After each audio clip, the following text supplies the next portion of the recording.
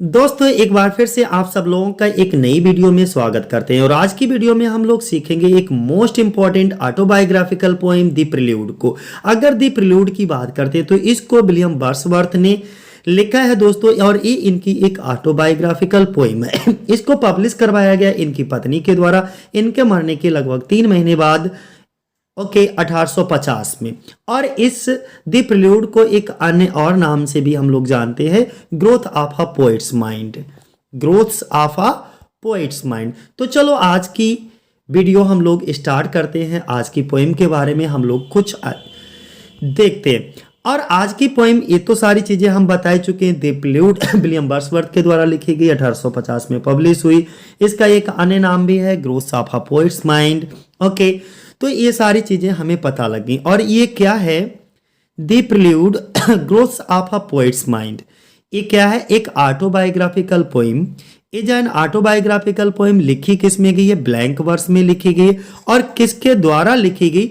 ये William Wordsworth के द्वारा लिखी गई। दोस्तों अगला हम बात करेंगे, थोड़ा सा समझ लीजिएगा, मैं थोड़ा सा अभी डिटेलिंग भी बताऊंगा इसके बारे में। ओके, जब हम द प्रिल्यूड की बात करते हैं तो ये मिल्टॉनिक ब्लैंक वर्स में लिखी गई कविता है। विलियम वर्ड्सवर्थ ने प्रिल्यूड को 1798 में लिखना शुरू करा था। तो 99 के स्थान पर 98 कर लीजिएगा। और इसको कंप्लीट किया था 1805 में, पब्लिश हुआ 1850। लेकिन इसको पब्लिश करवाया गया था 1850 में। जब ये 1805 में कंप्लीट हुई थी तो उस समय इसमें कुल 13 बुक्स थी। लेकिन फाइनली जब ये पब्लिश करवाई गई थी इनकी पत्नी मैरी हचिंसन के द्वारा, तब ये कितनी पुस्तकें इसमें थी? 14 पुस्तकें थी। तो अगर अब हमारा एग्जाम में कोई प्रश्न पूछा जाए कि प्रिल्यूड में कितनी बुक्स हैं, तो आपका आंसर कितना होना चाहिए? 14। और ये कैसी पोइम है? एक ऑटोबायोग्राफिकल पोइम है। किसमें लिखी गई? ब्लैंक वर्स में लिखी गई है। दोस्तों दूसरी चीज, पब्लिश तो 1850 में हुई थी, लेकिन डेडिकेट किसको किया गया? तो ये जो पोइम है वो इनके एक बहुत अच्छे दोस्त थे, S T. Coleridge, Samuel Taylor Coleridge. Okay, Coleridge, उनके लिए ये पोइम डेडिकेट की गई है। दूसरी चीज हम समझते हैं, the prelude is an extremely, और ये जो प्रिल्यूड वर्क है इनका एक बहुत ज्यादा पर्सनल वर्क है। अर्थात ये अपने जीवन के बारे में, यानी कि reveals many details of Wordsworth life. जब आप प्रिल्यूड को पढ़ोगे तो इसमें विलियम वर्ड्सवर्थ के जीवन से रिलेटेड बहुत सारी डिटेल्स जो है वो आपको मिलती है। दूसरा, वर्ड्सवर्थ बिकेन दी प्रिल्यूड को कब? 1798 में इसको लिखना शुरू करा था। और उस समय विलियम वर्ड्सवर्थ की एज कितनी थी? 28 साल की थी। लेकिन continue to work on it, इस पर इन्होंने जो है ये प्रिल्यूड पर लिखना जारी रखा और प्रिल्यूड को लगातार लिखते रहे थ्रू आउट हिज लाइफ, अपने पूरे जीवन भर। फिर क्या हुआ कि he never gave it a title. उन्होंने द प्रिल्यूड टाइटल कभी भी इसको नहीं दिया। मैंने क्या समझाया कि विलियम वर्ड्सवर्थ के द्वारा कभी कभी पूछ भी लिया जाता है कि क्या विलियम वर्ड्सवर्थ के द्वारा द प्रिल्यूड टाइटल दिया गया? नहीं, द प्रिल्यूड टाइटल जो दिया गया था, जब फाइनल इसका पब्लिकेशन हुआ था तो इनकी पत्नी मैरी हचिंसन के द्वारा दिया गया था। ओके, ले पोएम ने इतना जरूर कहा था, जब इन्होंने अपनी बहन डोरोथी वर्ड्सवर्थ को एक पत्र लिखा, उसमें पत्र में इतना जरूर कहा था इसको पोएम टू कॉलरिज। तो अब क्लियर हो गया होगा कि विलियम वर्ड्सवर्थ ने द प्रिल्यूड टाइटल कभी नहीं दिया इस ऑटोबायोग्राफिकल पोएम के लिए, बट लेकिन कॉल्ड इट इसको क्या कह करके पुकारा? Poem to Coleridge. कब? In his letters to his sister Dorothy Wordsworth, जो अपनी बहन ये विलियम वर्ड्सवर्थ अपनी बहन डोरोथी वर्ड्सवर्थ को भी बहुत प्यार करते थे। ओके, जब वो उनको पत्र लिखते थे तो उस पत्र में इस वर्क को पोएम टू कॉलरिज कह करके पुकारा था। दूसरा हम लोग डिस्कस करेंगे the final version was published. अगर हम इसके फाइनल वर्जन की बात करते हैं तो वाज पब्लिश्ड किया गया था 3 months after Wordsworth death. William Wordsworth की डेथ जो है जब ये 1850 में हो गई थी, तो उसके 3 महीने बाद इनकी पत्नी मैरी हचिंसन के द्वारा इसको पब्लिश करवाया गया था। तभी मैरी हचिंसन ने इस वर्क का नाम द प्रिल्यूड दिया। तो अब क्लियर हो गया। और विलियम वर्ड्सवर्थ को पोएट लॉरेट जो है वो 1843 में बनाया गया था और ये अपने जीवन पर्यंत पोएट लॉरेट यानी कि 1850 तक रहे। It present title was given, जो प्रेजेंट टाइटल है वो दिया गया टू इट इसके लिए बाय हिज विडो, ओके, उनकी विधवा मैरी हचिंसन के द्वारा। अब शायद क्लियर हो रहा होगा। दूसरा, एक बार फिर से मैं रिपीट कर देता हूं। देखो चीजें जितनी बार आप रिपीट करोगे उतना ज्यादा कॉन्सेप्ट क्लियर होगा। जहां से जो जो क्वेश्चन आपके प्रीलूड से पूछे जा सकते हैं मैंने मैक्सिमम पॉइंट्स को इंक्लूड कर लिया है वीडियो में। तो थोड़ा सा पेशेंस बनाए रखिए, बार बार वीडियो को रिवीजन करते रहिएगा। ओके, सब टाइटल इसका क्या, पहले तो टाइटल इसका क्या है, टाइटल दी प्रीलूड है। सब टाइटल इसका क्या है, the growth of a poet's mind है। और prelude is the first part of the poem क्या है, द रेक्लूज है, यानी कि प्रीलूड का फर्स्ट पार्ट क्या कहलाता है, द रेक्लूज कहलाता है। और नेक्स्ट अगर हम इसके सेकेंड पार्ट की बात करते हैं तो इसका सेकेंड पार्ट क्या है, द एक्सकर्सन है। और सेकेंड पार्ट जो आया था वो 1814 में आया था, दी इस एक्सकर्सन। और थर्ड पार्ट नेवर रिटन, दी रेक्लूज। ये बात हम मानते हैं कि फर्स्ट पार्ट इंट्रोडक्शन पार्ट इसका रेक्लूज था, लेकिन वो कभी भी लिखा नहीं गया, बस लिखने के बारे में सोच रहे थे। तो थर्ड पार्ट इसका क्या माना जाता है, रेक्लूज को, okay. And third part never written. But और ये जो दी प्रीलूड है वो कलेक्शन ऑफ 14 बुक्स है, 14 पुस्तकों का एक कलेक्शन है। दूसरा, he works on it at travels intervals for more than 40 years.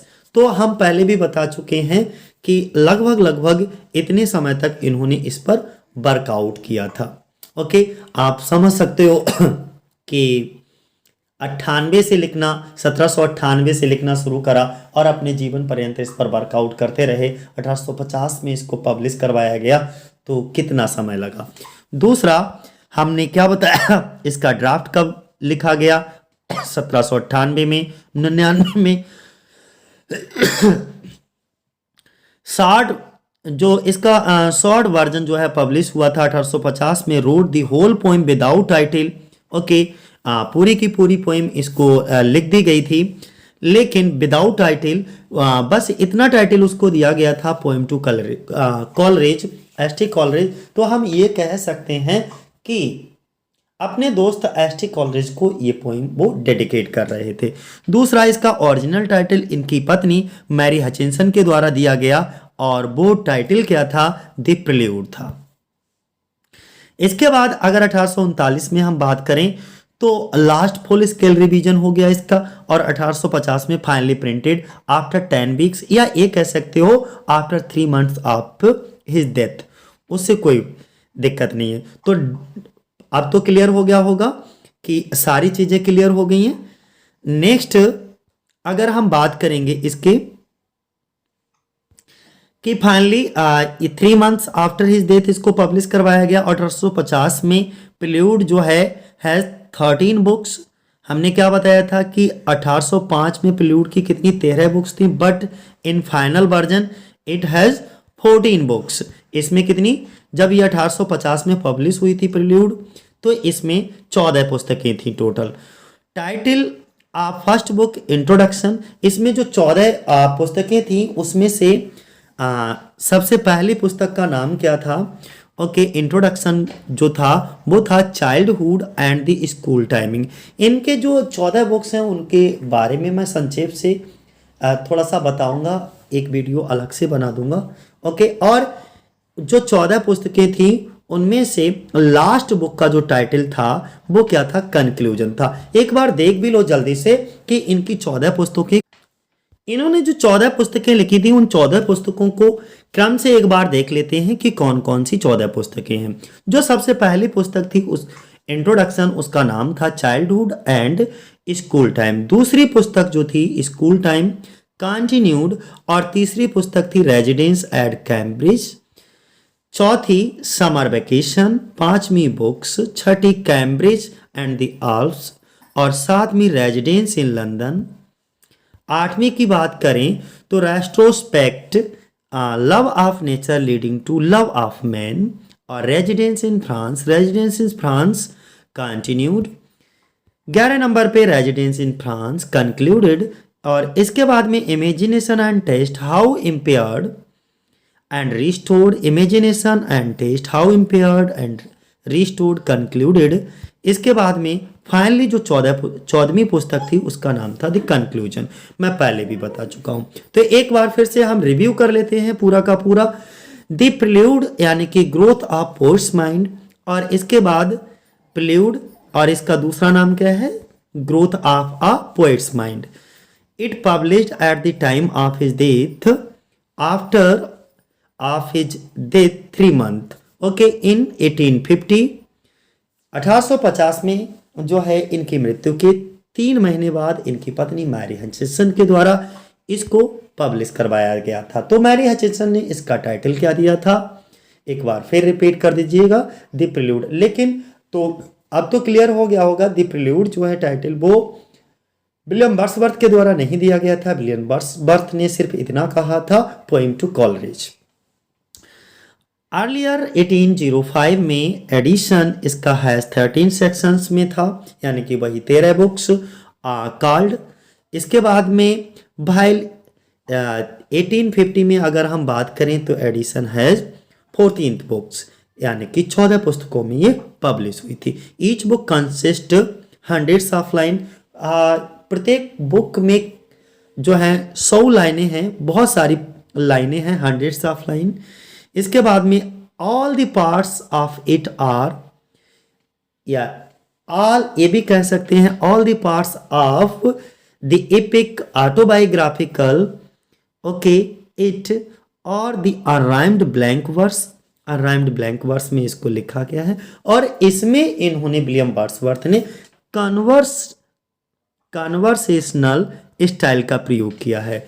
और ये क्वेश्चन हमारा पूछ लिया जाता है टीजीटी पीजीटी में कि विलियम वर्ड्सवर्थ कौन से स्टाइल में, जैसे ये भी पूछ लिया गया है कि प्रिल्यूड को कौन से स्टाइल में लिखा गया, तो कन्वर्सेशनल स्टाइल में लिखा गया। कन्वर्सेशनल स्टाइल क्या होता है, हमारे आम बोलचाल की भाषा, जैसे हम लोग आम बोलचाल की भाषा होती है ओके, तो आम बोलचाल की भाषा में इसको लिखा गया है। ये नेचुरल डिक्शन है और ordinary people language is used.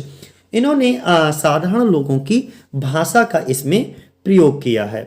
तो अब आपको क्लियर हो गया होगा दोस्तों। तो चलो एक लास्ट क्वेश्चन है हमारा आप बता दीजिए, आपको ये कमेंट बॉक्स में करके बताना है साथियों कि इसका कौन सा आंसर हमारा सही है, जो कि पीजीटी 2011 में पूछा गया है। Which poem of Wordsworth, William Wordsworth is considered is greatest autobiographical epic, यानी कि इन 4 ऑप्शंस में से कौन सा ऑप्शन आपका सही है, जिसमें विलियम वर्ड्सवर्थ का जो है सबसे बड़ा ऑटोबायोग्राफिकल एपिक के रूप में माना जाता है।